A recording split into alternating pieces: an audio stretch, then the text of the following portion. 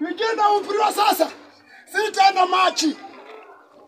Si tena safina. Saini moto. Saini nini? Moto. Saini nini? Moto. Haleluya. Haleluya. Haleluya.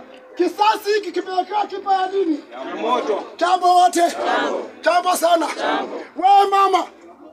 Wewe uko mama mzuri. Wewe ni kijana mzuri. Uko mrembo mzuri. Na siku moja tu.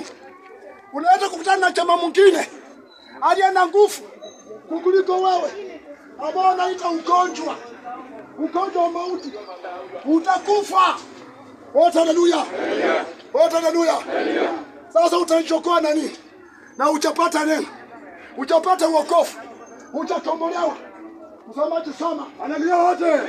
Tutasoma Wafatia 1 mstari wa 15. Safi. Kwa maana siku ya Bwana iko karibu. Siku ya Bwana iko karibu juu ya mataifa yote. Hata kama uko unauza nyama kwa kucha wewe, siku ya Bwana iko karibu wewe. Haleluya. Hata kama uko unauza kipande, siku ya Bwana imekufikia. Jambo wote. Hata kama unataka kuipa matuka yote kipomua, siku ya Bwana imekufikia wewe. Haleluya. Haleluya. Haleluya. Wewe ni kijana mtukutu sana. Wewe kuteka nyara watu kuwapokonya pesa, siku imekufikia. Haleluya. Rebe cha Yesu. Rebe cha Yesu. Jua uko hatarini. Siku ndio nao. Sema kama ulivyotenda. Wewe kama ulivyotenda ndivyo utakavyotendwa. Basi utatenda namna hiyo.